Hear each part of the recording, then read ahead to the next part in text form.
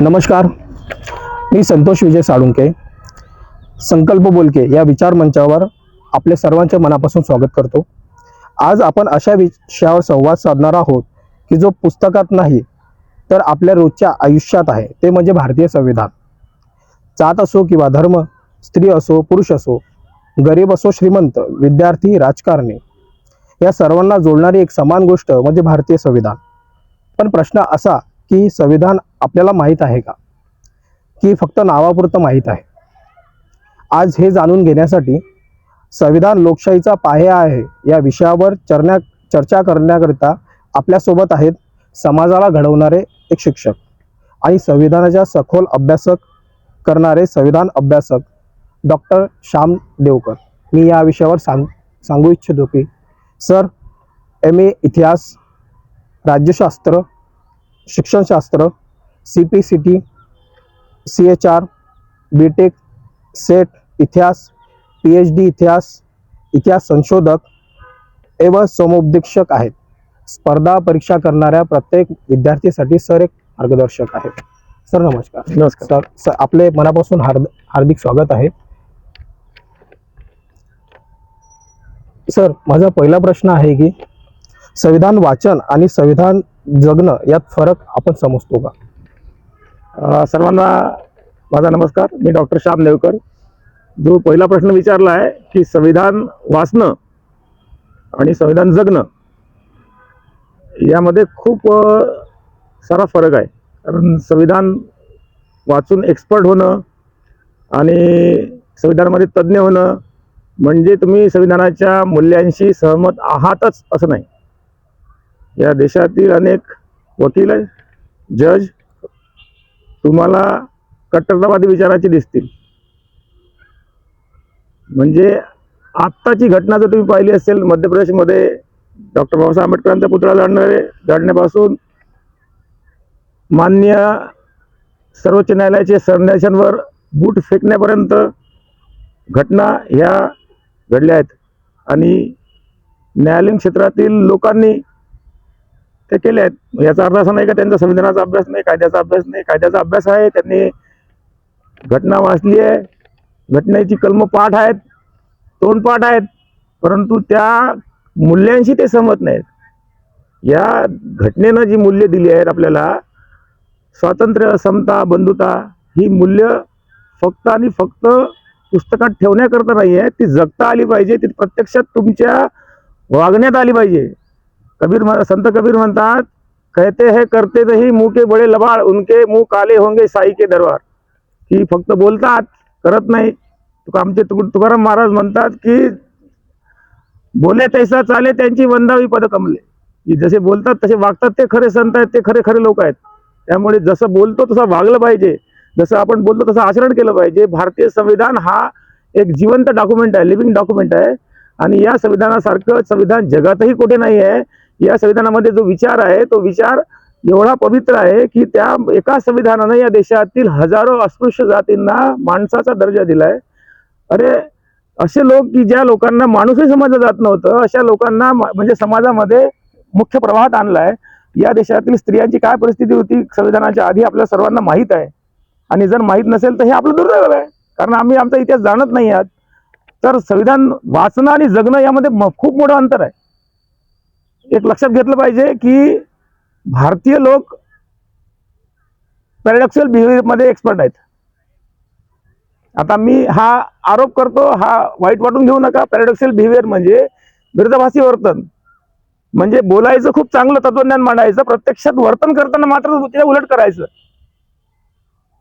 बोलताना सांगायचं की मी स्वातंत्र्य, समता, बंधुता, भाषण ठोकायची, पण प्रत्यक्ष आयुष्यात जेव्हा तुम्ही स्वातंत्र्य, समता, बंधुता जेव्हा निर्णायक प्रसंग येईल तेव्हा मात्र त्यापासून पळ काढायचा।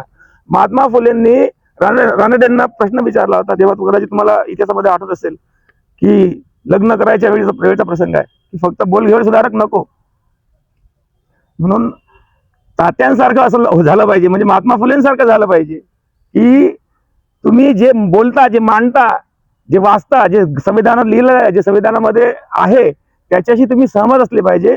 तुम्ही फक्त वाचू नका, त्या विचारांचे वाहक व्हा, त्या विचारांचे प्रत्यक्षामध्ये आपण अंमलबजावणी करणारे व्हा।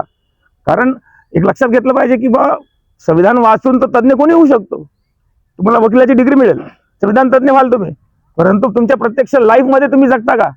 तुमच्या घरी तुमच्या पत्नीशी तुम्ही कसे वागता, तुमच्या आईशी कसे वागता? कारण तसे जर वागत नसाल तर ती पॅट्रिआर्की आहे. आणि भारतीय संविधान तुम्हाला स्त्री आणि पुरुषाचा समान दर्जा देते.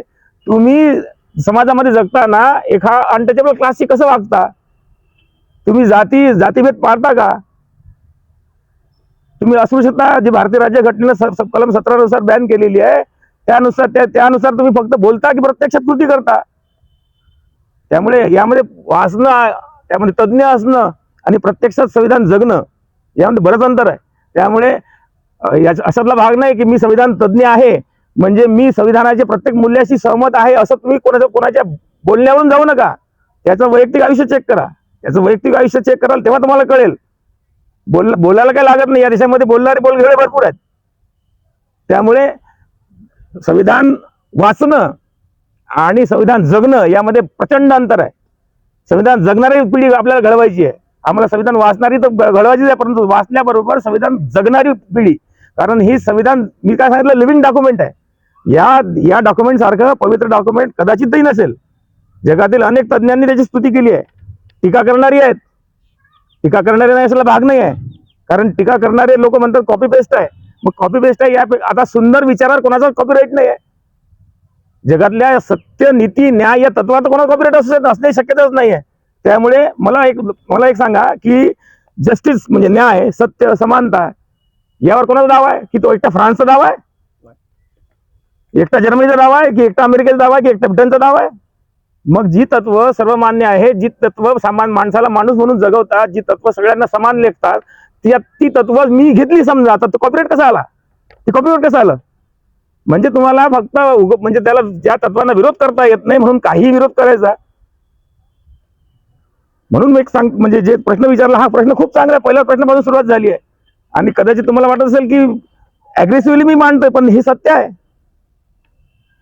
कारण भारतीय म्हणजे परिप्रेक्षामध्ये विचार करायला गेलं तर संविधान फक्त वाचणं अपेक्षित नाही आहे, ते जगणं अपेक्षित आहे. ते तुम्हाला कळणं अपेक्षित आहे. आता आणखीन एक त्यामध्ये बाब सांगतो मी, कारण थोडं उत्तर लांब झाले तरी चालते, की काही लोक संविधान वाचतात, कलमपाठ आहेत. म्हणजे जे संविधानाचे समर्थक आहे ते त्यांचे सुद्धा कलमपाठ आहेत, संविधान वाचतात सुद्धा, पण ते संविधान प्रत्यक्षात अंमलात कसं आणायचं आणि लोकांना कसं सांगायचं हा मोठा एक गहन प्रश्न आहे. कारण त्याच्यावर टीका जी होते ती एक आहे की वकिलांसाठी तयार केलेलं डॉक्युमेंट. म्हणजे याचा अर्थ काय? ती टीका अशी आहे की बघ सामान्य माणसाला समजायला किचकट आहे, परंतु ते किचकट नाही आहे, कारण आम्हाला ती मांडता येत नाही हा आमचा दोष आहे. आम्हाला सामान्य माणसापर्यंत ते तत्व पोहोचवता आले नाही हा आमचा दोष आहे. आम्हाला लक्षात घ्या, आज इथं बसलेल्या ज्या महिला 50% आहेत याबद्दल सर्वांचे धन्यवाद आहेत. पण ह्या महिला इथपर्यंत पोहोचणं सोपं होतं का? जगामध्ये आज ह्युमन डेव्हलपमेंट इंडेक्स मध्ये स्वित्झर्लंड सगळ्यात प्रथम देश आहे. त्या देशामध्ये 1971 साली महिलांना मतदानाचा अधिकार मिळाला. आमचा देश असा होता की स्वतंत्र झाल्याबरोबर महिलांना मतदानाचा अधिकार मिळाला आणि तो आमच्या संविधानात दिला. आणि एक लक्षात घ्या की जेव्हा मी तर म्हणजे बोलताना नेहमी सांगतो की म्हणजे जेव्हा मतदान झालं तेव्हा जगातील लोक हसत होते की सरसकट लोकांना मतदानाचा अधिकार दिला. आता हे लोक मतदान कसं करतील? कारण अशिक्षित जनता किती होते विचार करा, साक्षरता दर किती होता, हे लोक मतदान कसे करतील? मग त्यावर सुद्धा आमच्या घटनाकर्त्यांनी उपाय काढला आणि निवडणूक चिन्ह ही कन्सेप्ट आणली की ज्या लोकांना लिहिता वाचता येत नाही त्यांनी चिन्ह पाहून शिक्का मारा फक्त.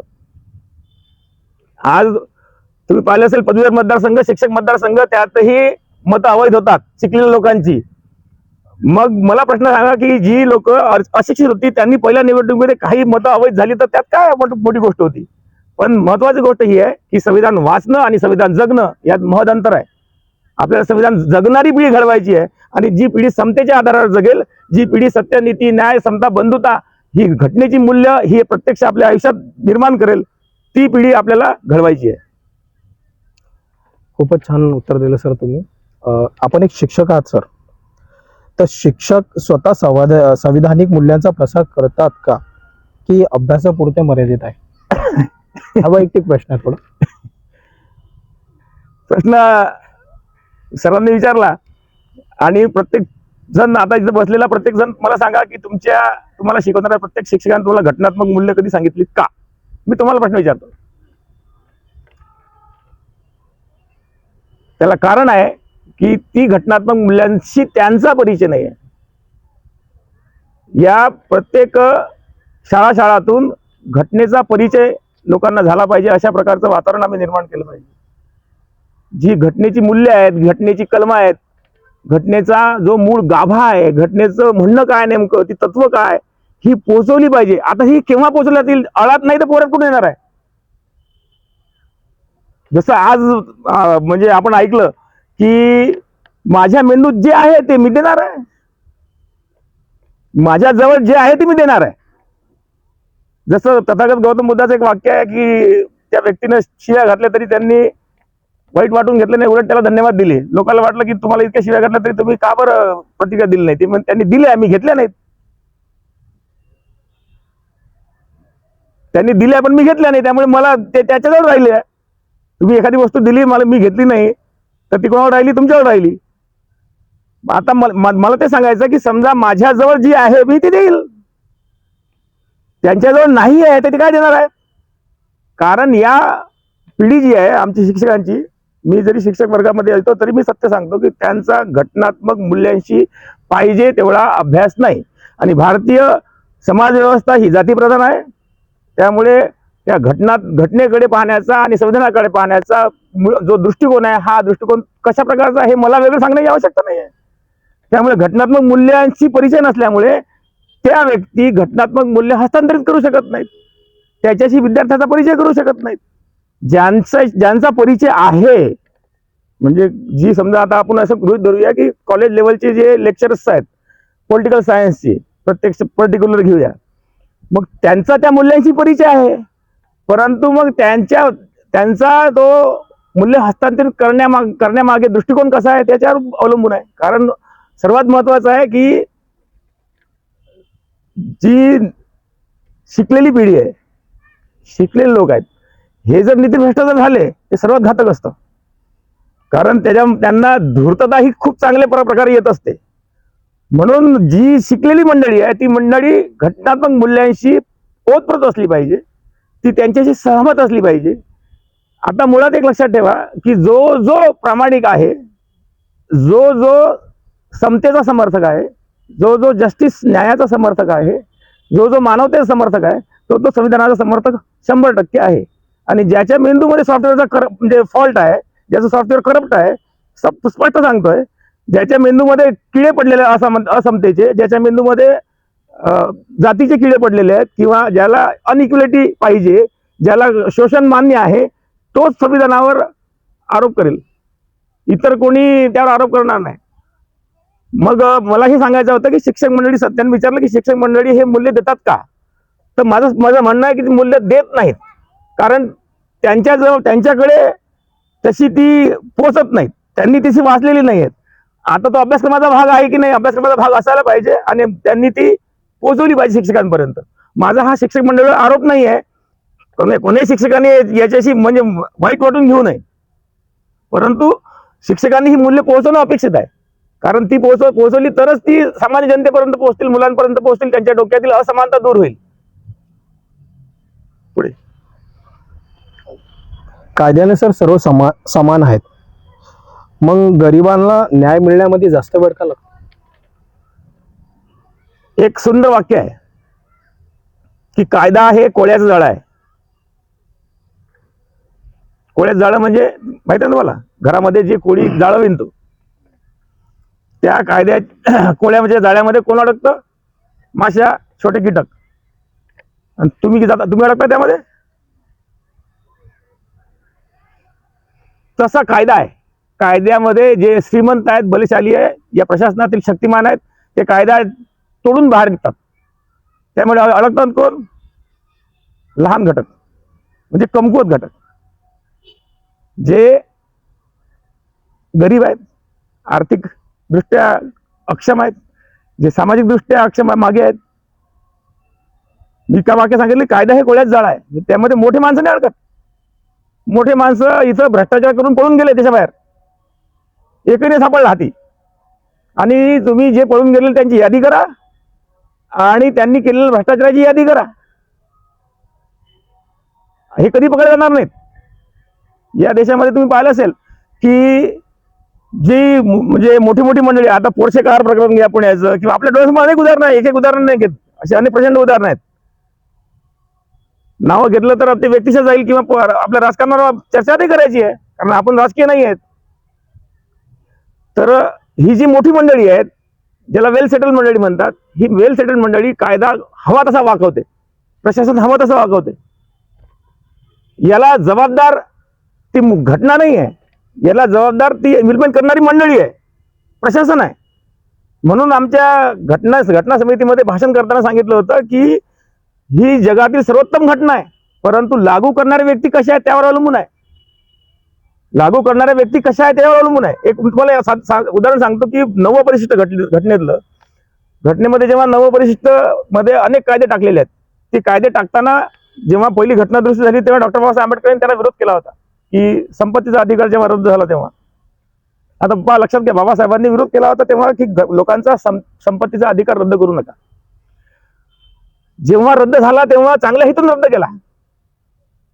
काय हेतू होता की भूमीचं समान वाटप, की यांच्याकडे खूप सारी जमीन आहे, आता ही जमीन ज्यांना जी भूमी आहे त्यांना द्यायची आहे.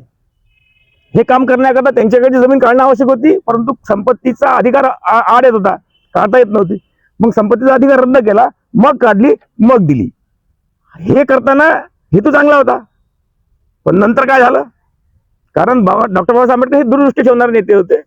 त्यांनी सांगितलं की हा अधिकार रद्दच नका करू.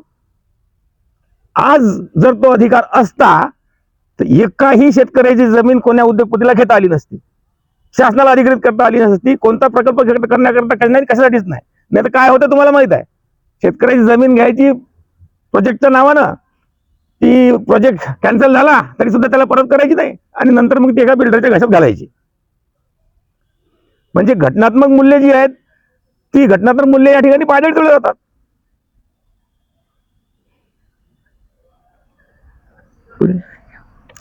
सर, संविधानाने समानता मिळूनही स्त्री पुरुष समानता हा प्रत्यक्षात येत नाही, किंवा स्त्री पुरुष समानता आहे हे कशावरून स्पष्ट होते?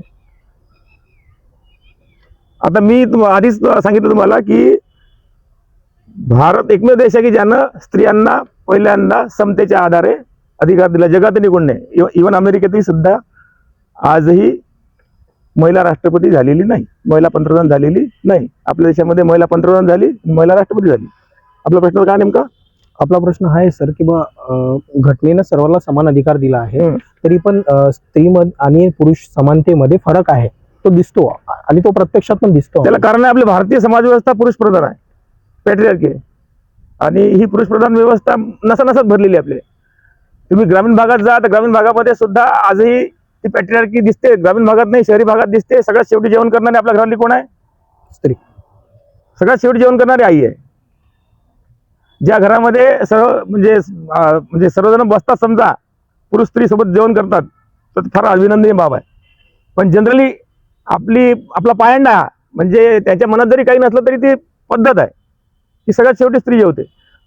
मी तर प्रत्यक्षात पाहिलेलं आहे, अनुभवलेलं आहे की ज्या मुली आहेत घरातल्या किंवा स्त्री आहेत, जे राहिलं ते त्यांचं, की समजा उदाहरणार्थ हा मोठा मुलगा आहे, ग्रामीण भागात आहे, प्रत्यक्षात पाहिलं, मला वाईट वाटलेला प्रसंग सांगतो ना तुम्हाला, की हा मोठा मुलगा, भाऊ जेवले, भाऊनं ताटामध्ये खूप सारं ठेवलं, मग आता हे खाण्याची जबाबदारी कोणाची आहे? तर त्या घरातल्या त्या मुलीची असते.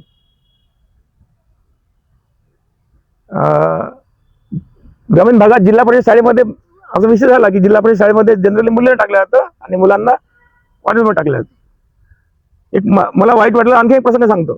खूप हुशार मुलगी ती, 84% सायन्समध्ये, 84%, पण तिला मेडिकलकडे जाऊ दिलं नाही, कारण वडिलाची क्षमता कोणाला एकाला शिकवायची होती. मग चॉईस मुलगा की मुलगी, कोणाला पाठवायचं? जनरल आहे. इतकी बुद्धिमान मुलगी, तिला पाहिल्याबरोबर म्हणजे तिला काही वाटत नाही, पण मला नेहमी वाटतं की ही पोरगी खरं पुढे गेली असती. हा भारतीय व्यवस्थेचा दोषच आहे, कारण भारतीय समाज व्यवस्था ही पुरुष प्रधान आहे, आणि या पुरुष प्रधान व्यवस्थेने एवढा अत्याचार स्त्रियांवर केलेला आहे. हो, आपल्या डोळ्यासमोर, तुमच्या माझ्या डोळ्यासमोर माझ्या आई बहिणी जळताना पाहिल्या, पण ही समाज मूकदर्शक म्हणून पाहत राहिला. ज्याच्या मनामध्ये ही कणाव पहिल्यांदा जागृत झाली ना, म्हणून म्हणतो तुम्हाला की आमचं संविधान हे लिव्हिंग डॉक्युमेंट आहे. ज्याला संवेदना आहेत ना, ज्याच्यातली माणुसकी जिवंत आहे ना, त्याला ते कळेल. ज्याच्यात माणुसकी मेली आहे, ज्याच्यातल्या संवेदना मेल्या आहेत, त्याला ते कधीच कळणार नाही. ही तत्व लागू करण्याकरता, एक एक तत्व या देशामध्ये आणण्याकरता या लोकांनी काय काय म्हणजे आपलं आयुष्याचं बलिदान दिलंय. आता तुम्हाला इतिहासात नेतो.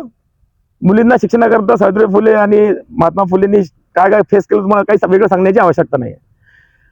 इथं जेव्हा शारदा ऍक्ट लागू करायचा प्रश्न होता, तेव्हा शारदा ऍक्ट लागू करण्याकरता बेहरामजी मलबारी यांच्या आयुष्यातला एक प्रसंग सांगतो तुम्हाला. 60, 40, 50 वर्षाचा पुरुष आणि लहान वयाच्या मुली यांचा विवाह करायचा. ती मुलगी म्हणजे ज्याला म्हणतात प्रौढ होण्याच्या आधी विवाह व्हायचा. आणि मग त्या मुलींच्या किंकाळ्या रात्रभर ऐकून बेहरामजी मलबारीने हा निर्णय घेतला की शारदा ऍक्ट लागू करा, अरे किमान वय ठरवा विवाहाचं. कारण अशा किती लहान मुली मरताना पाहिल्या डोळ्यांनी. त्या अर्थ किंकाळ्या कोणाला मनाला कणव आजपर्यंत कोणाला आली नाही, पण त्यांना आली. राजा राममोहन राय यांच्या डोळ्यासमोर जेव्हा त्यांच्या घरातली स्त्री जळली, तेव्हा त्यांना त्याची कणव आली. ज्यांच्या मनामध्ये माणुसकी लक्षात घ्या, म्हणजे ज्याला म्हणतात संवेदनशीलता जागृत झाली, त्यांनी हे घडवलं. हे जे बदल घडवले ना, ज्यांच्या मनामध्ये माणुसकी होती, संवेदनशीलता होती, आणि हे जे दिसत होतं हे दिसलं पाहिजे. आपल्याला दिसत नाही. तुमच्या माझ्या घरामध्ये हे जे घडतं हे आपल्याला दिसत नाही आणि त्याच्याबद्दल आपण बोलतही नाही. आता जनरली असं होतं की ॲग्रेसिव्ह फेमिनिझम हा कोणाला मान्य नाही. या काळामध्ये आता हा तर येणाऱ्या काळात काय झालं की मध्यंतरीच्या कालखंडामध्ये 498 च्या संदर्भामध्ये या कायद्याविरोधात आणि स्त्रियांच्या अधिकाराबाबत एवढा मोठ्या प्रमाणात असंतोष निर्माण झाला, कारण त्याचा गैरवापर झाला. आणि गैरवापर झाल्यामुळे त्या विरोधात म्हणजे वाद निर्माण झाले. मग 498 नंतर मग त्यामध्ये अनेक सुधारणा झाल्या. ज्यांना अधिकार मिळाले त्या काही स्त्रियांनी त्याचा गैरवापर केला, पण ज्यांच्यापर्यंतही आजपर्यंत ज्या स्त्रियांपर्यंत याची फळही पोहोचली नाही, त्यांच्यापर्यंत पोहोचण्याच्या आधीच त्याच्यावर लिंपण सुरू झालंय.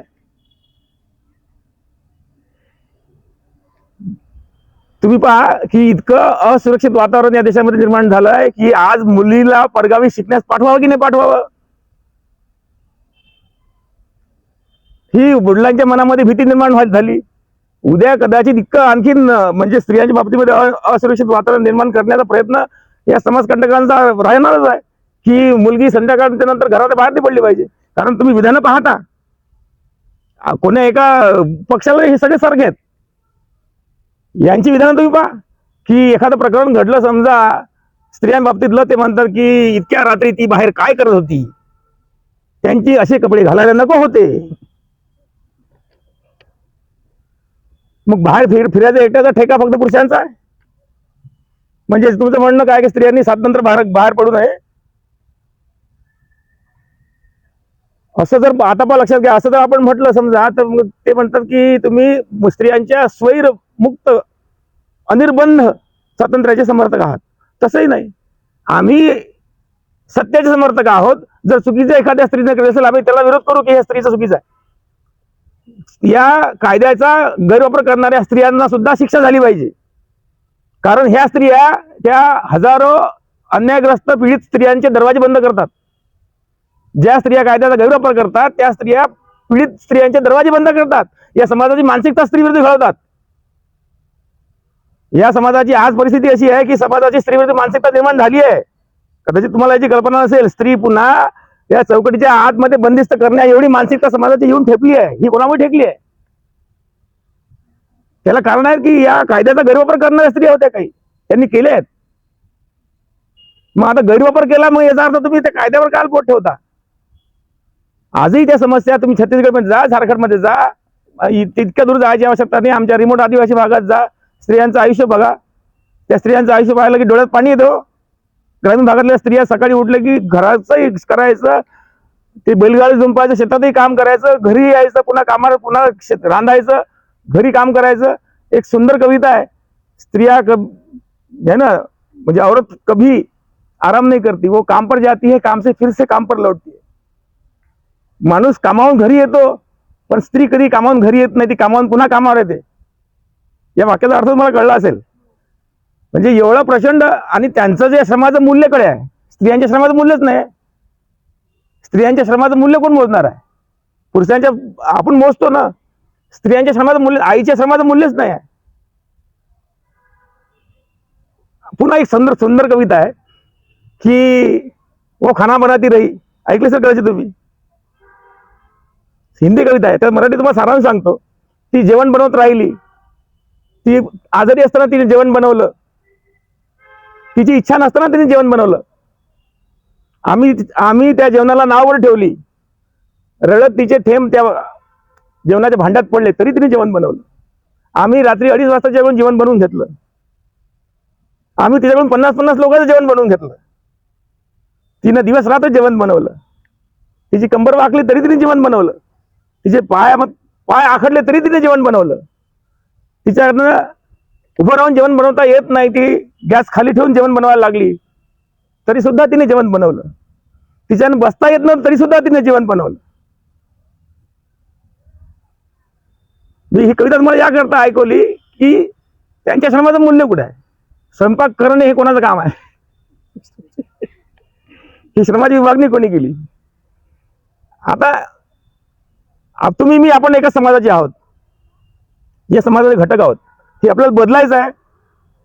बदलणं इतकं सहज शक्य नाही आहे.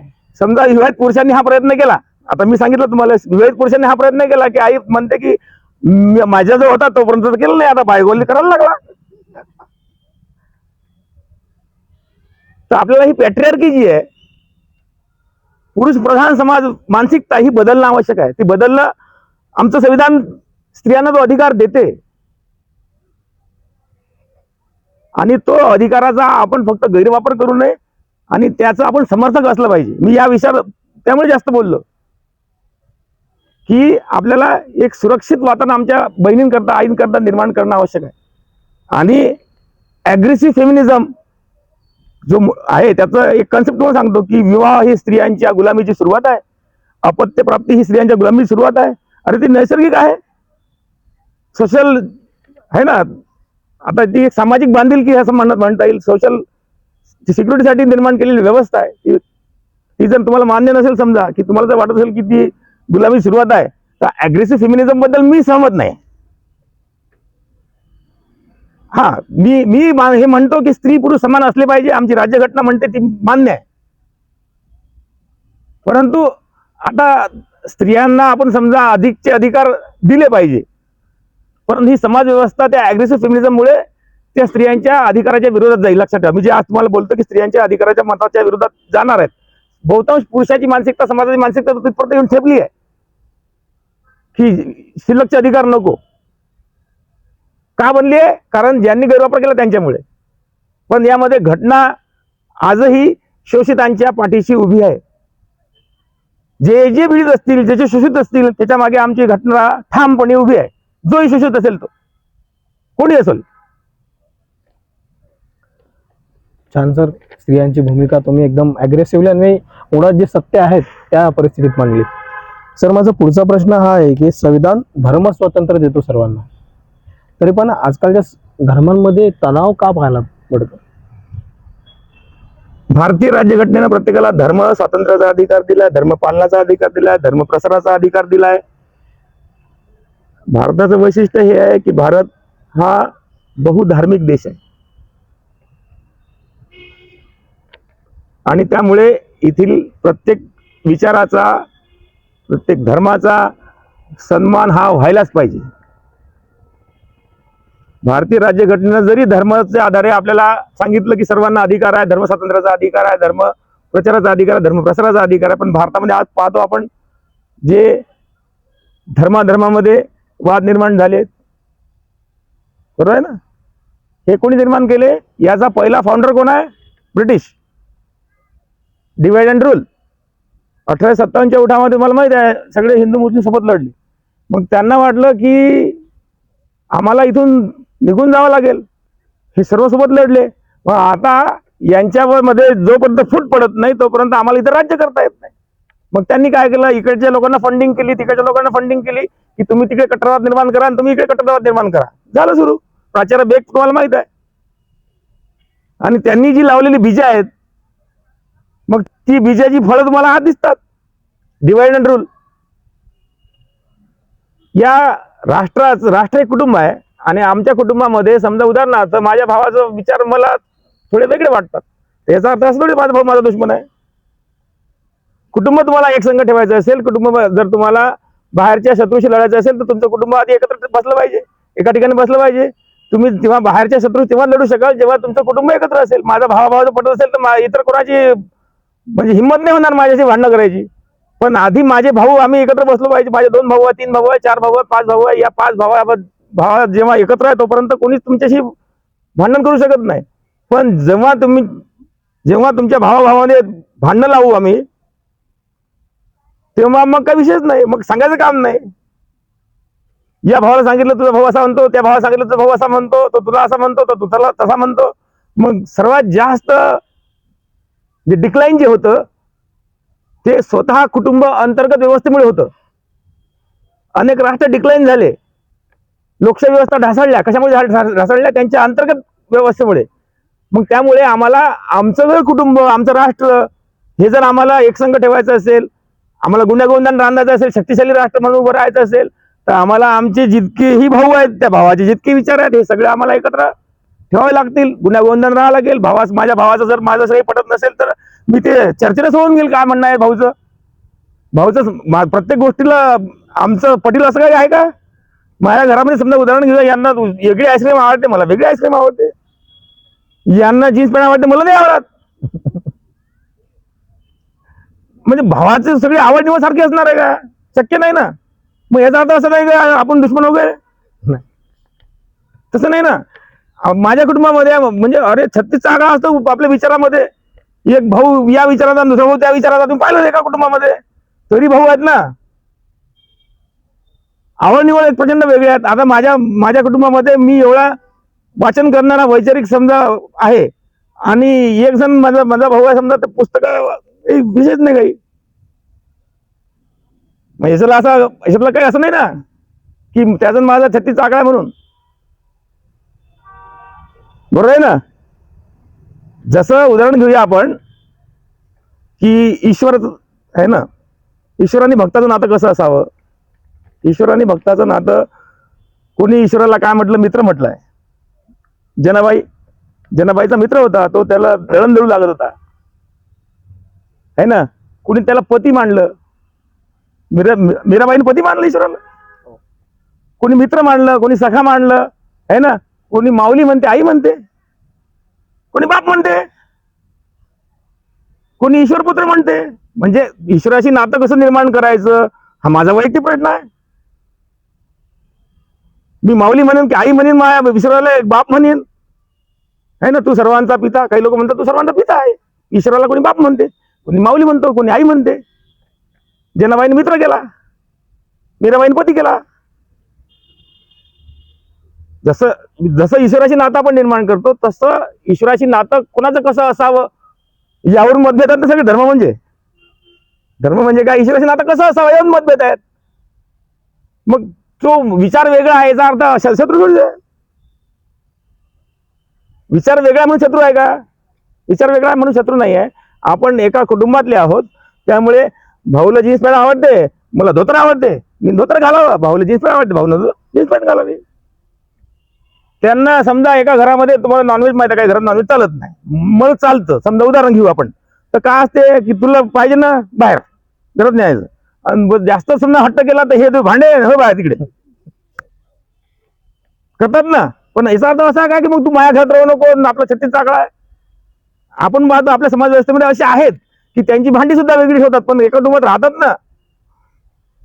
त्यांच्या चमच्यापासून ताटापासून सर्व वेगळं असतं.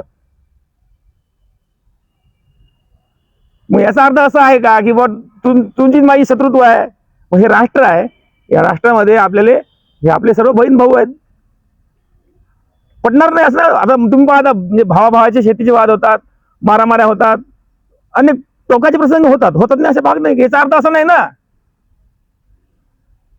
ते बसून सोडवता आले पाहिजे की तुमचं म्हणणं काय, माझं म्हणणं काय, तुमचे कशात मतभेद आहे, तुम्हाला काय आवडत नाही, मला काय आवडत नाही, ते बसून चर्चा करून सोडवता आले पाहिजे. त्याला कुटुंब म्हणतात. ते कुटुंब टिकते, ते कुटुंब मोठे होते, ते प्रगती करते. आणि मग समजा जर शेतीचे वाद आले मी पाहून घेतो कोर्टात आणि चाल आपण आता मारामाऱ्या करू, तर ते कुटुंब टिकणार आहे भाऊ? दोघांपैकी एक नष्ट होणार आहे. त्यामुळे राष्ट्र टिकवायचं असेल तर सर्वात पहिलं आहे बंधुभाव, बंधुता. जे मतभेद असतील, all roads leads to Rome एक म्हण होती की जगातले सगळे रस्ते रोमकडे जातात, अशी जुनी म्हण होती. स्वामी रामकृष्ण परमहंस म्हणायचे की सगळे ईश्वराकडे जाणारे अनेक मार्ग आहेत. मग हे मार्ग वेगळे, याचा अर्थ त्या मार्गावरून आपण म्हणजे भेद करायचा का? बाह्य अवलंबनावरून तो भेद नाही करतायत. उलट हे भेद करणारे जे आहेत, हे भेद करणारे जे धर्माचे ठेकेदार आहेत ते लोक आहेत. धर्मों के दरवाजे बडे तंग तंग अल्लाह दी मोरी, काजी मुल्ला पंडित जाने न देवे, जो जावे सब चोरी चोरी. ईश्वराकडे जाण्याचा मार्ग जो आहे तो सर्व भक्तांकरता मोकळा आहे. सर, आपण जो मुद्दे मांडले ते अत्यंत सुंदर होते. सर, आपण अनेक प्रभावी मुद्दे मांडले, पण संविधान केवळ मंचावर नाही, ते प्रेक्षकांचं आणि नागरिकांचं आहे. म्हणून ते व्यासपीठ प्रेक्षकांसाठी खुले करत आहोत. ज्यांनाही प्रश्न विचारायचे आहेत त्यांनी जे आपापले मनातले प्रश्न असतील ते सरांशी विचारावं. स्वातंत्र्य दिन आणि प्रजासत्ताक दिन साजरी होतो, तर मग संविधान दिन मागं का राहतो?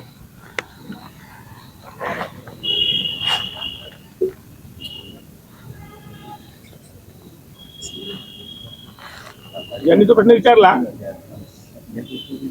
स्वातंत्र्य दिन आणि प्रजासत्ताक दिन साजरा होतो, परंतु संविधान दिन का मागं राहतो?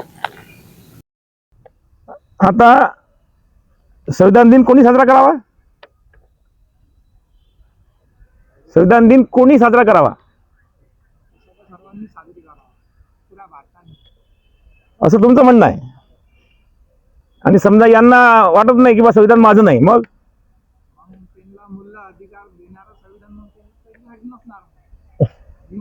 त्याला कारण आता लक्षात घ्या. याचं कारण सांगतो मला. मी ते जे सांगितलं की यांना वाटत नाही, समजा उदाहरण की नाही करायचा, मग त्यांना संविधानाचा अधिकार आहे, परंतु त्यांनी न करण्यामागे त्यांची भूमिका, ज्या भूमिकेतून त्यांनी निर्णय घेतला ती भूमिका आधी आपण समजून घेतली पाहिजे आणि त्यांना आपली भूमिका समजून सांगितली पाहिजे. की कारण न करण्यामागे कारण आहे की लोकांना हे अजून माहीतच नाही की संविधानानं आम्हाला काय दिलं. संविधान माझं आहे असं आजही लोकांना, बऱ्याच लोकांना वाटत नाही. बऱ्याच कसं असते माहिती आहे का, एक रुसोचं स्टेटमेंट आहे की कोणताही व्यक्ती आपल्या वडिलांच्या मृत्यूचं दुःख विसरतो, पण त्याचं झालेलं 1 रुपयाचं नुकसानही विसरत नाही. आता काही लोकांना असा भ्रम आहे की संविधानामुळे आमचं आर्थिक नुकसान झालेलं आहे. आणि ज्यांना असा भ्रम आहे ते लोक या तत्वांना विरोध करतात. तो भ्रम आहे. मी काय म्हणतोय, तो भ्रम आहे. त्यांनाही संविधानानं काय दिलं हे जर त्यांना कळलं तर या देशातला प्रत्येक नागरिक संविधान साजरं करेल, संविधान दिन साजरा करेल. आपलं कर्तव्य आहे की आपण लोकांपर्यंत पोहोचणं आवश्यक आहे. संविधानानं काय दिलं, या स्त्रियांना काय दिलं, इथल्या पुरुषांना काय दिलं, प्रत्येक जाती धर्माला काय दिलं, या देशातील ही व्यवस्था आहे. आणि मी एक धाडसी स्टेटमेंट करतोय, जोपर्यंत संविधान आहे तोपर्यंत आपला राष्ट्र हे राष्ट्र आहे. धाडसी स्टेटमेंट बोलतोय मी की जोपर्यंत संविधान आहे तोपर्यंत हे आपलं राष्ट्र राष्ट्र आहे. ज्या दिवशी संविधान बाजूला होईल त्या दिवशी हे राष्ट्र राष्ट्र राहणार नाही. कारण हे राष्ट्र बहुवैचारिक आहे, बहुधार्मिक आहे, बहुसांस्कृतिक आहे.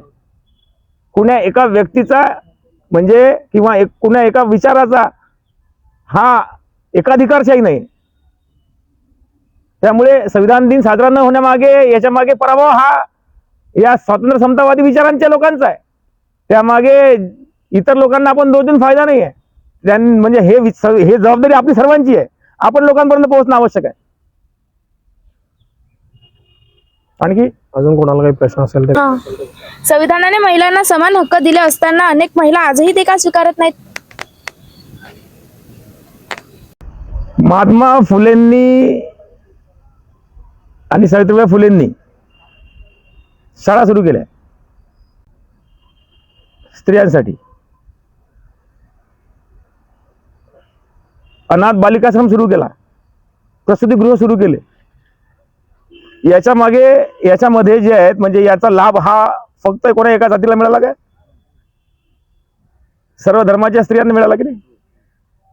उलट मी तर म्हणेन की आज मला सांगा की जर तुम्ही कास्ट निहाय याची डिवायडेशन केलं तर कोण्या कास्टच्या महिला यात सगळ्यात प्रगत आहे याचं सुद्धा मूल्यमापन करा एक वेळा. आणि मग मला सांगा की याचा लाभ घेणार आजच्या काळात सुद्धा, फुलेंच्या काळात सुद्धा मी जे सांगितलं याचा लाभ घेणारे बहुतांश ज्या वर्गातून ज्या स्त्रिया यायच्या त्या स्त्रियांच्या आज ज्या त्यांचे जे समूह आहे त्या समूहातील एक म्हणजे बहुतांश स्त्रिया म्हणजे माझ्या पाहण्यातील बहुतांश स्त्रिया विरोधक आहेत. कारण पॅट्रिआर्की, कारण आपल्या देशातील स्त्रियांचं मत हे त्या घरातील पुरुष ठरवतो.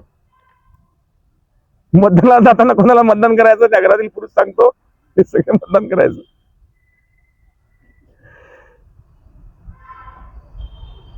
स्त्रियांना स्वतंत्र मत नाही, आजही तो दृष्टिकोन नाही आहे. समर्थक का नाही आहे? कारण स्त्रियांना एवढे प्रचंड अधिकार दिले. आता पुन्हा एक उदाहरण सांगतो मला की स्त्रियांना म्हणजे वडिलांच्या संपत्तीचा अधिकार दिला, राज्यघटनेनं दिला. हिंदू दत्तक वारसा कायदा, हिंदू संपत्ती कायदा आहे ना, हिंदू विवाह कायदा आणि आमच्या भारतीय घटनेनं दिला आहे. ज्या स्त्रिया पुरुषाच्या वडिलांच्या संपत्तीत हिस्सा मागतात त्यांची साडी चोळी राखी भावी सगळं बंद होते ना. ज्या विवाहित स्त्रिया भावाला म्हणतात की माझा हिस्सा दे शेतीतला, घेतला समजा, मग मला सांगा, विचार करा की न सांगता तुम्हाला तुमचा संपत्तीचा अधिकार देणारा म्हणजे आमची राज्यघटना किंवा डॉक्टर बाबासाहेब आंबेडकर तो भाऊ मोठा की न सांगता तुम्हाला तुमचा संपत्तीचा अधिकार दिलाय. इकडं दिला तिकडे बी दिला, म्हणजे सासरचा बी दिलाय बाहेरचा बी दिला. पण ज्या बापाच्या संपत्तीतला हिस्सा तुम्ही मागाल ना तर नातं संपतं.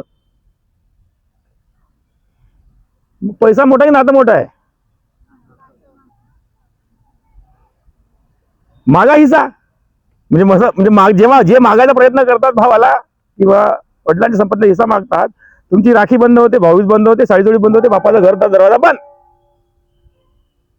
अपेक्षित असं असतं की स्त्रियांनी की समजा जेव्हा ती घराची संपत्तीचं डिवायडेशन होतं भावाभावामध्ये तर वाटणी, जेव्हा वाटणी होते तेव्हा स्त्रीने यायचं म्हणजे शांतपणे सही करायची फक्त की भाऊ देऊन टाका तुम्ही, मला नाही पाहिजे.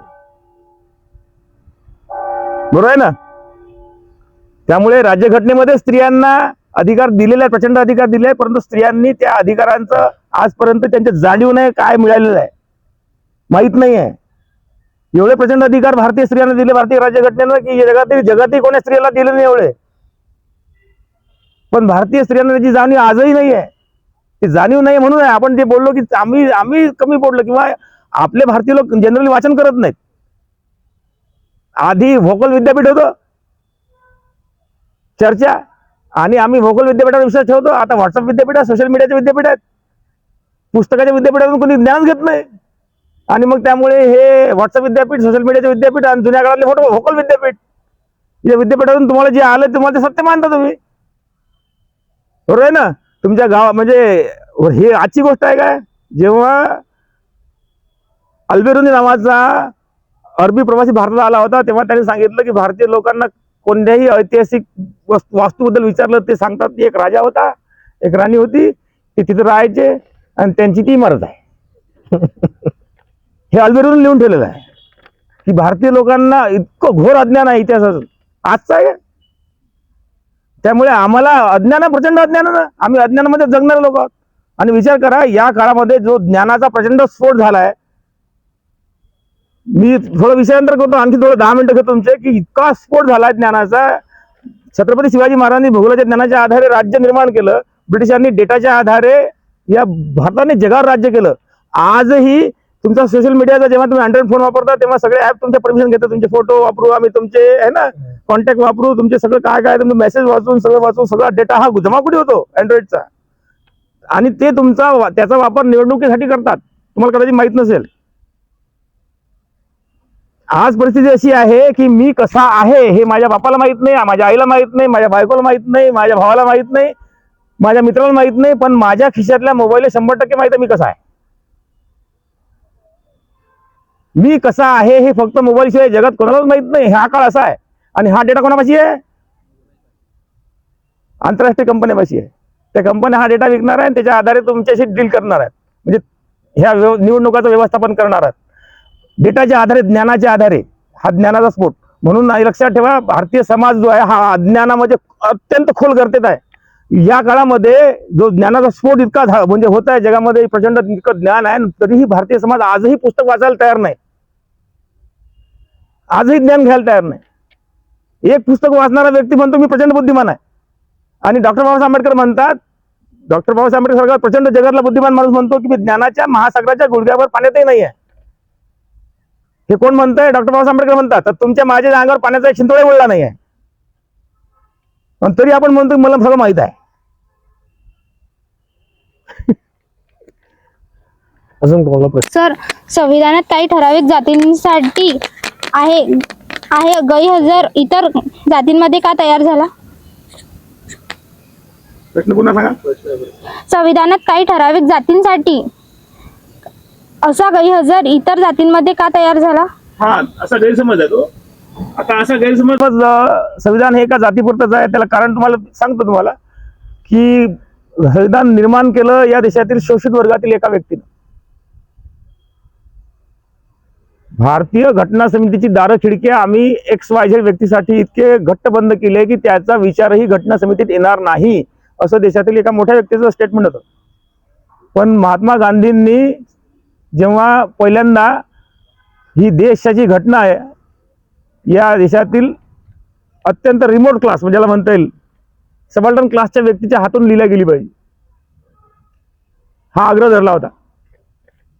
आणि त्यातून मग ती डॉक्टर बाबासाहेब आंबेडकरांनी राज्यघटना लिहिली आहे. आता ती राज्यघटना त्यांनी लिहिली, कदाचित त्या घटना समितीत किती लोक तुम्हाला माहित आहे, जे राज्यशास्त्र शिकतात त्यांना माहित आहे. त्यातील काही लोक आजारी होते मसुदा समितीमधले.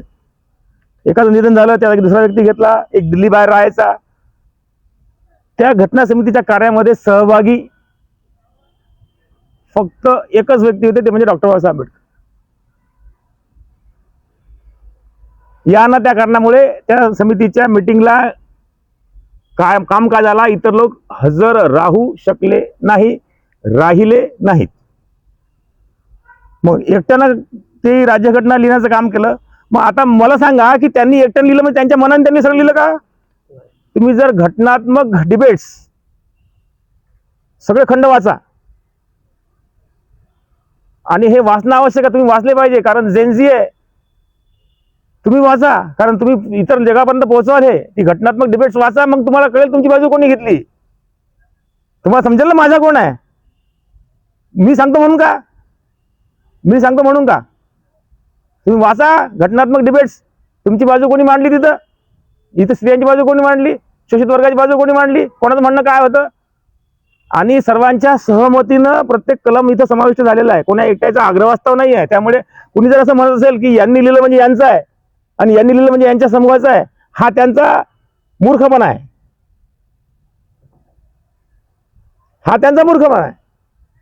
या राज्यघटनेचे शिल्पकार डॉक्टर बाबासाहेब आंबेडकर हे निर्विवाद सत्य आहे, कारण त्यांनी एकट्याने ते म्हणजे मसुदा समितीचं काम केलं आहे.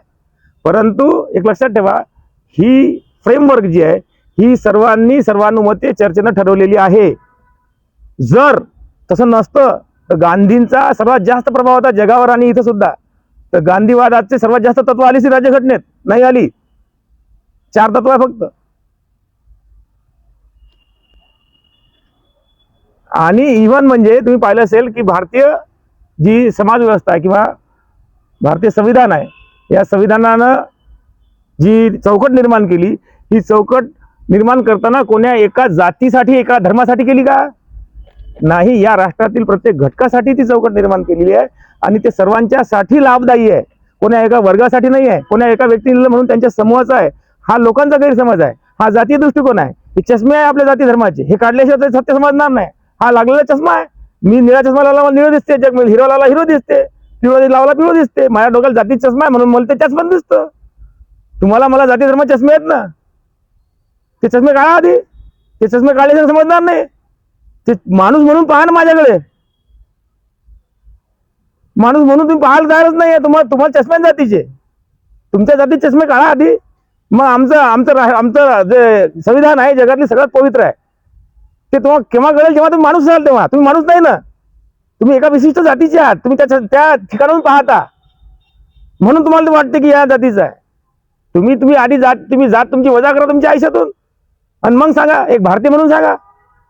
एक भारतीय म्हणून सांगाल तर तुम्ही सांगाल की जगातील सर्वोत्कृष्ट संविधान आहे, छाती टोकून सांगेल मी. आणि मी भारतीय आहे आणि म्हणून सांगतो की भारतीय संविधान जगात सगळ्यात उत्कृष्ट आहे. आणि एक लक्षात ठेवा, मी हे सांगतो की मी कोण्या जाती धर्माचा नाही, मी भारतीय आहे आणि म्हणून मला अभिमान आहे.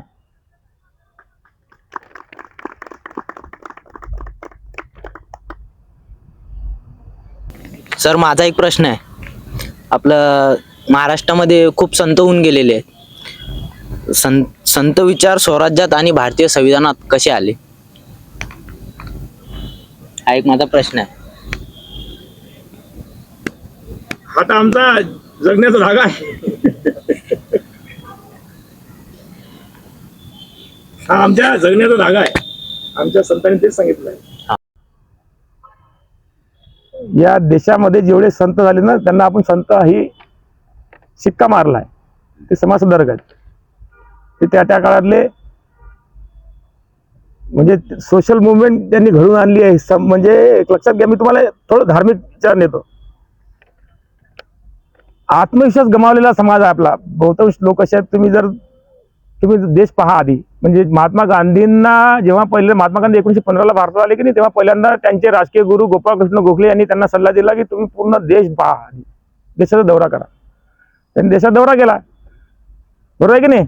देशाचा दौरा केल्यानंतर त्यांना देश कळला कसा आहे. मग त्यांनी ते टाय कोट सूट घालून डबल दिसले कधी, कारण त्यांना प्रश्न विचारला होता ना की मी घरी जाईल तेव्हा माझी आई येईल, कारण एकच वस्त्र आहे. हा देश कसा आहे.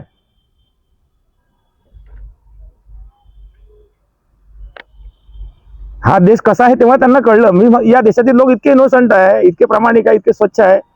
या राष्ट्रासारखं प्रामाणिक राष्ट्र, इतकं भावनिक राष्ट्र तुम्हाला कुठे भेटणार नाही. या राष्ट्रासारखं पवित्र राष्ट्र तुम्हाला कुठे भेटणार नाही. आणि म्हणून संत या देशामध्ये अनेक जन्माला आले आणि त्यांनी इथली व्यवस्था घडवली. आता संतांचा विचार संविधानामध्ये कसा आला हे सांगताना की 9व्या शतकापासून 10व्या शतकापासून इथं भक्ती आंदोलन सुरू झालं. आणि या भक्ती आंदोलनामध्ये जी आध्यात्मिकता आहे, मी तुम्हाला थोडं आध्यात्मिकता देतो म्हणजे तुम्हाला तेही कळेल. जे अध्यात्मामध्ये आहे, डुबलेले अखंड बुडलेले त्यांनाही ते पटेल. या लोकांनी, हे लोक आत्मविश्वास गमावलेले आहेत. भारतीय लोक बहुतांश, कारण बहुतांश गरीब आहेत. मी तुम्हाला उदाहरण सांगलं गांधीजीचं. बहुतांश गरीब आत्मविश्वास गमावलेले आहेत. या आत्मविश्वास गमावलेल्या लोकांना प्रचंड आत्मविश्वास द्यायचा आहे. यातील बहुतांश लोकांना आधी तुम्ही पाहिलं असेल धार्मिक स्थळी प्रवेश नव्हता, धार्मिक कृत्य करण्याचा अधिकार नव्हता. मग अशा लोकांना तुम्ही समान आहात, आपण सगळे समान आहोत हे सांगणारा, आता वारकरी संप्रदाय असेल किंवा अनेक असे पंथ भारतामध्ये उदयाला आले. वारकरी संप्रदायामध्ये एकमेकांना पाया पडतात, तुम्हाला माहित आहे, बरोबर आहे की नाही. आणि ते नेहमी आपण जे म्हणतो खेळ मांडियेला वाळवंटी गाई आहे ना, त्याचा तो मागचा विचार आपण सांगितलेलाच आहे की खेळ वाळवंटात का मांडला, मंदिरात का नाही मांडला. कारण मंदिरामध्ये इतर जातींना प्रवेश नव्हता, सर्वांना एका ठिकाणी आणायचा आहे, तर वाळवंटात प्रवेश मांडलाय, खेळ वाळवंटात मांडलाय. इथं गोरा कुंभार असेल है ना, चोखोबा असतील किंवा इतर असतील, या वारकरी संप्रदायाने काय केलं, या लोकांना एकमेकांच्या ते पाया पडायला लागले, समता आणली. आता सोशल दृष्ट्या, पॉलिटिकल दृष्ट्या लोक हे म्हणतात की त्यांनी धार्मिक दृष्ट्या समानता आणली, सामाजिक दृष्ट्या समानता आणण्याचा प्रयत्न केला नाही. पंढरपूरला आहे तोपर्यंत समानता होती, गावात आल्यानंतर समानता नव्हती, हे टीकाकारांचं म्हणणं आहे. पण माझं म्हणणं आहे का, आता माझा त्यामधला दृष्टिकोन वेगळा आहे की हे जे भक्ती संप्रदाय आहे, म्हणजे संत रविदास पासून संत कबीर असेल किंवा आणखी जितकेही संत असेल, इव्हन सुफिझम मधले संत असतील, त्यांनी तुम्हाला मी स्वतः ईश्वर आहे, ज्याला अहम ब्रह्मास्मी म्हणतात. जर कदाचित कोणाला ज्याला अध्यात्म कळते त्याला माझं म्हणणं कळेल, अहम ब्रह्मास्मी. आणि सुफिझम मध्ये अनहलक, या माध्यमातून त्यांनी लोकांना आत्मविश्वास दिला की आपण सगळे एक आहोत. जसं तुमच्यामध्ये श्वास आहे, यांच्यामध्ये श्वास आहे, कहता हूं कहे जात हूं, कहूं बजाए ढोल, श्वासा खाली जात है 3 लोग का मोल, ऐसे मांगे मोल का एक श्वास जो जाए 14 लोग न पटतरे काहे दूरी मिला है. श्वास सर्वांना सारखा यांच्यामध्ये त्यांच्यामध्ये त्यांच्यामध्ये त्यांच्यामध्ये त्यांच्यामध्ये त्यांच्यामध्ये प्रत्येकामध्ये श्वास आहे यांना श्वास आहे. मग श्वासाच्या आधारे त्यांनी तत्वज्ञानाची उभारणी केली आणि सगळे लोक सारखे आहे हे सांगितलं. अहम ब्रह्मास्मी सांगितला, सुफिझम मध्ये अनहलक सांगितला, आणि ओशो असतील किंवा त्या आदिशंकराचार्याचं पण आहे. हा सर्वांमध्ये ते मी ते सांगतो 9व्या शतकापासून सुरू झालंय की हे सर्व लोक सारखे आहेत, बरोबर आहे ना. आणि त्या आधारे ही मांडणी केली आहे संतांनी, आणि ती समतेची मांडणी सगळे लोक सारखे आहेत, समान आहेत, ही राज्यघटनेत आले आहे. राज्यघटनेचे कलम 14 सगळ्यांना सारखं करते. अस्पृश्यता पाळू नका. तुम्हाला एकनाथाचं उदाहरण आहे, ते राज्यघटनेच्या कलम 17 मध्ये आहे, बरोबर आहे की नाही. आमच्या संतांनी जे जे सांगितलं, तंत्र मंत्र सब झूठ आहे, मत भरमो संसार, सारा शब्द जाने बिना कोई ना उतरसी पार, वैज्ञानिकता आणा, वैज्ञानिक दृष्टिकोन आणा, हे सांगणार आमची राज्यघटना आहे, बरोबर आहे ना. म्हणजे संतांनी जे जे काही सांगितलं ते सर्व विचार आपल्या भारतीय संविधानामध्ये आलेले आहेत. तुम्ही संतांचे जे जे म्हणणं असेल ते पहा, तुम्ही घासून घ्या राज्यघटनेचा प्रत्येक कलम घ्या, आणि मी तुम्हाला संतांचा तुम्हाला विचार सांगतो. ज्यांना संतांचा समतेचा विचार मान्य आहे त्यांना संविधान माफक मान्य होतं, ज्यांना संतांचा समतेचा विचार मान्य होत नाही त्यांना संविधान मान्य होऊ शकत नाही. तुकाराम महाराजांचा सामाजिक समता जी आहे ती ज्यांना मान्य होते त्यांना संविधान सुद्धा मान्य होतं. ज्यांना संतांचा समतेचा विचार मान्य आहे त्यांना संविधान मान्य होतं. ज्यांना संतांचा समतेचा विचार मान्य होत नाही त्या पॅराडॉक्सिकल बिहेवियर, पुन्हा वाक्य सांगतो मी, म्हणजे पहिल्यांदा आपण जी सुरुवात केली होती की काही लोक पॅराडॉक्सिकल बिहेवियर, मुंबई राम बगल मी श्री ज्याला म्हणतात, पॅराडॉक्सिकल बिहेवियर, विरोधाभासी वर्तन, बोलायचं एक करायचं एक, सांगताना सांगायचं तिथं म्हणजे समानता सांगायची आणि प्रत्यक्षात मध्ये तसं करायचं नाही. तर त्यांच्या बाबतीत मात्र तसं नाही. म्हणजे त्या लोकांच्या आधारे, म्हणजे त्या लोकांच्या दृष्टिकोनातून संतही मान्य नाही त्यांना, संविधानही मान्य नाही, मग कारण त्यांच्या डोक्यात जातीची किडी आहेत. सर, माझा प्रश्न आहे, भारतीय संविधान सर्व समाजाचं आहे किंवा सर्वांचं आहे, पण तरी पण काही लोकांचे विचार किंवा समाजांचे विचार असे आहे की हे संविधान फक्त एका जातीचे आहे, असं का? तर मी मगाच सांगितलं आहे की राज्यघटना लिहिणाऱ्या व्यक्तींकडे पाहणारा दृष्टिकोन आहे तो, की राज्यघटना लिहिणारी व्यक्ती अमुक जातीची आहे म्हणून ते त्यांच्या आहे ना. हे का आपण बोलतो, कारण मला चष्मा आहे जातीचा. जर मला जातीचा चष्मा असता तर मी बोललो असतो का? हे मी का बोललो, म्हणजे मी अमुक जातीचा म्हणून बोलतोय, लक्षात ठेवा. म्हणजे हे जे वाक्य आहे ना, हे वाक्य कोण बोलतोय? हे जातीच्या उतरंडीच्या first class citizen, second class citizen, third class सिटीजनचे तुमचे वाक्य आहेत. कारण त्यांच्या दृष्टिकोनातून हे 4 क्लास आउट ऑफ क्लास सांगितलेला नियम फर्स्ट क्लासनं कसा पाळायचा ही खंत आहे, बरोबर आहे ना. त्यामुळे आधी आपण जाती चष्मे काढणं आवश्यक आहे. भारतीय संविधान जगात सगळ्यात पवित्र आहे, पुन्हा सांगतो, जगातला सगळ्यात लिव्हिंग डॉक्युमेंट आहे. जगामध्ये सगळ्यात जास्त म्हणजे लोकांच्या आयुष्यात बदल घडवणार आहे. हजारो लोकांच्या आयुष्यात बदल घडवले. ते आपले कडूबे खरंच गाणं आहे ना, माया भीमानं सोन्यानं भरली होती, अक्षरशः सोन्यानं भरली, खोटं नाही आहे, खोटं नाही आहे. म्हणजे हे जे लिव्हिंग डॉक्युमेंट आहे, लिव्हिंग डॉक्युमेंटमुळे लोकांच्या घरामध्ये, म्हणजे लक्षात घ्या की त्या घरामध्ये 7 पिढ्या, 8 पिढ्या, 9 पिढ्या, 10 पिढ्या दारिद्र्याशिवाय काही पाहिलं नाही, त्या घरामध्ये सुखसंपत्ती नांदली ना. ज्या स्त्रियांनी हजारो वर्षापासून इथं शोषणाशिवाय दुसरं काही पाहिलं नाही त्या स्त्रिया शोषण करण्यापर्यंत आल्या ना. निगेटिव्हिटीचा दृष्टिकोन का घेणार?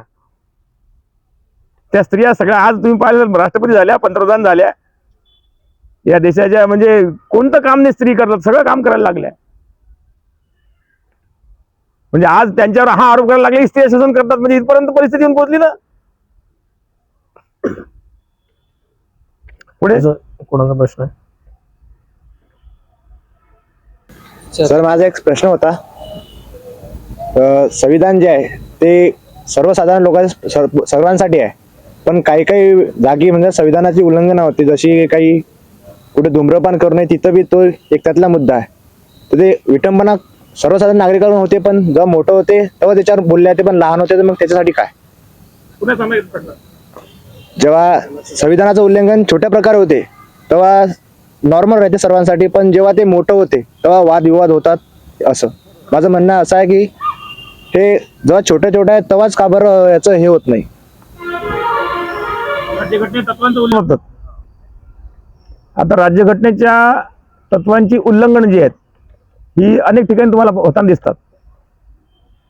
त्याला कारण आहे की आम्हाला आमच्या अधिकारांची जाणीव नाही. नागरिकांना फक्त अधिकाराची जाणीव असणं होत नाही, त्यांना त्यांच्या कर्तव्याची सुद्धा जाणीव पाहिजे. भारतीय समाज हा असा आहे, स्थितिशील आहे, आणि या स्थितिशील समाजाला बदलवणं इतकी थट्टेची गोष्ट नाही आहे. या समाजाला या संविधानाच्या मूल्यांचा परिचय करून देणं, त्या मूल्यानुसार वागायला भाग पाडणं, याला प्रदीर्घ कालावधी लागणार. आज तो कालावधी समजा बराच लोटून गेला. आज तुम्हाला बरंच परिवर्तन झालेलं दिसतंय बरंच परिवर्तन. शहरामध्ये प्रचंड परिवर्तन आहे, ग्रामीण भागात म्हणजे पोहोचलंय, परंतु आजही बाकी आहे. म्हणजे पूर्ण परिवर्तन झालं असं मी म्हणत नाही. त्यामुळे घटनात्मक मूल्यांचं उल्लंघन ज्या ज्या ठिकाणी होतं त्या प्रत्येक ठिकाणी त्याच्या विरुद्ध आवाज उठवणार आहे, म्हणजे व्हिसल ब्लोअर सुद्धा आहेत. म्हणजे पूर्ण अंधकारमय स्थिती असलेला भाग नाही आहे. आणि जे व्हिसल ब्लोअर आहे त्या व्हिसल ब्लोअरमुळे हा अन्याय दूर करण्यासाठी सुद्धा प्रयत्न सुरू आहेत. फक्त ही प्रोसेस जरा लांबची आहे.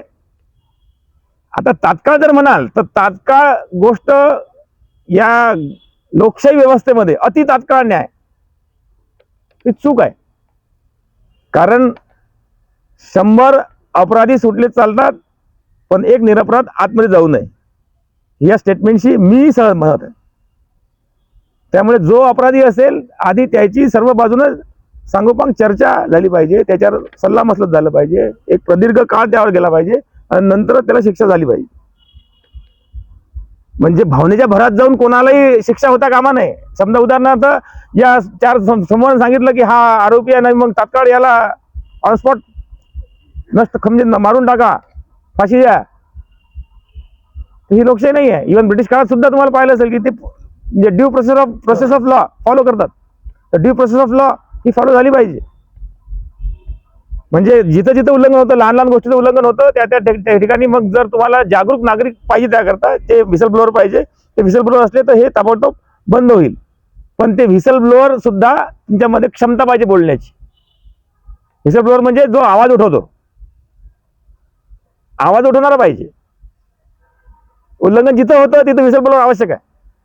जर समजा ज्या ठिकाणी उल्लंघन होतं आणि ज्याच्यावर अन्याय होतो, अन्यायग्रस्तांना सुद्धा बोलणं आवश्यक आहे.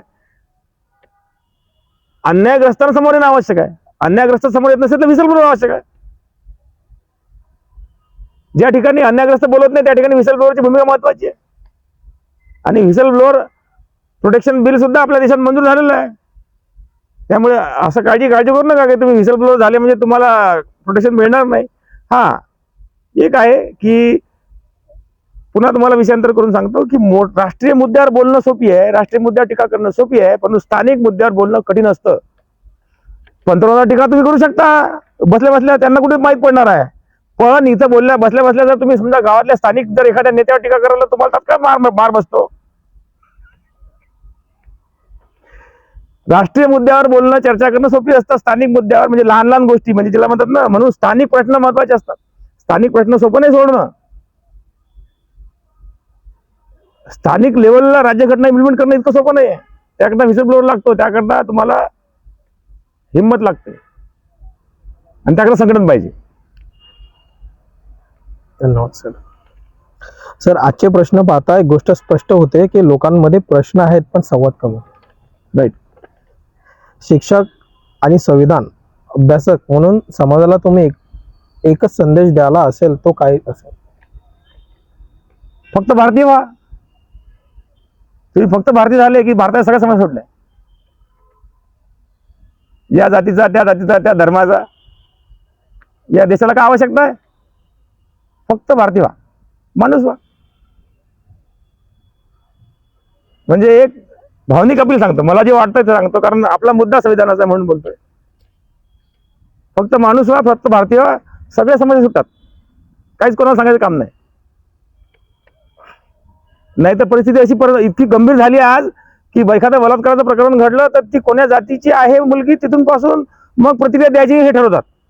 आरोपी कोण्या जातीचा आहे आणि ती बळी पडणारी स्त्री कोण्या जातीची आहे त्यावरून आमच्या प्रतिक्रिया ठरतात. समजा जर आरोपी माया काढायचा असेल तर मी प्रतिक्रिया देणार नाही, फेसबुक पण सगळं बंद. आणि ती जर पीडिता माझ्या जातीची असली तर उद्या कॅन्डल घेऊन बाहेर. इथपर्यंत मानसिकता म्हणजे याला नीच मानसिकता घडवली आम्ही. मग का भारतीय म्हणाला आपण स्वतःला? अरे माझ्या देशातल्या माझ्या बहिणीवर, माझ्या बाजूला राहणाऱ्या महिला संदर्भात असं घडतंय. मला जर ही भूमिका माझी असेल तर तुम्ही भारतीय म्हणून घ्यायला मला लाज वाटली पाहिजे.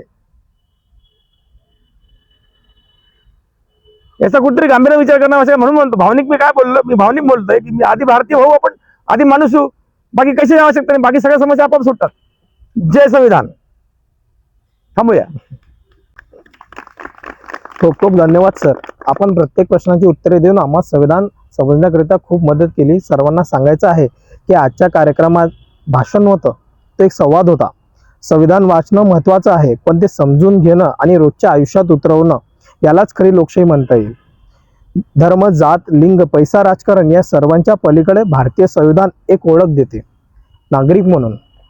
जर तुम्हाला आजचा हा संवाद विचार करायला लावणारा वाटत असेल तर नवसंकल्प फाउंडेशनवर नक्की जोडले जा. नवसंकल्प फाउंडेशनचे अधिकृत फेसबुक आणि इंस्टाग्राम पेजला फॉलो करा. यूट्यूब चॅनलला सबस्क्राईब करा. व तुमचे जे मत आहे ते आमच्या कमेंटमध्ये आवर्जून द्या आणि आमच्या पेजला सबस्क्राईब करा. मी धन्यवाद. सर्वांना आवाहन करतो की नवसंकल्प फाउंडेशनशी तुम्ही कनेक्ट व्हा. कारण खामगावमध्ये या मंचाच्या माध्यमातून खूप चांगली कामं सुरू आहेत आणि मी स्वतः सुद्धा या मंचाचा म्हणजे सक्रिय सदस्य होण्यास तयार आहे. मला कुठेही बोलवा, मी तुमचा सदस्य होण्यास आजही तयार आहे. आणि सर्वांना आवाहन करतो की नवसंकल्पला, या मंचाला तुम्ही येऊन जोडा. कारण ही पिढी तरुण हा जो ग्रुप आहे किंवा हा जो मंच आहे, हा नवीन विचार घेऊन आपल्या गावाला, आपल्या जिल्ह्याला, आपल्या या प्रदेशाला घडवू पाहत आहे. आपण हातात हात देऊया, है ना. एकमेका सहाय्य करू, अवघे धरू सुपंत, बरोबर आहे ना. आणि त्यानंच आपण पुढे जाणार आहोत. त्यामुळे नवसंकल्प फाउंडेशनचे मी आभार व्यक्त करतो की त्यांनी मला हा मंच उपलब्ध करून दिला आणि माझे विचार मांडण्याची संधी मला दिली. कोणाचे मन दुखले असतील तर त्यांचे मी जाहीर अंतःकरणाने साष्टांग दंड घालून माफी मागतो. कारण कसं आहे की सत्यमध्ये धर्मांचर, जे सत्य आहे मी ते सांगितलंय. पण तरी कोणाचं मन दुखलं असेल तर मी अत्यंत आदरपूर्वक आणि अत्यंत विनम्रपूर्वक माफी मागतो. आणि हे आवाहन करतो की नवीन पिढीनं या भारतीय लिव्हिंग डॉक्युमेंट संविधानाशी कनेक्ट व्हा आणि भारतीय व्हा. चला तर मग इथे थांबूया. लवकरच भेटूया पुढच्या भागात एक वेगळ्या विषयासह. तोपर्यंत पाहत राहा संकल्प बोलके, संवादानातून परिवर्तनाकडे. धन्यवाद.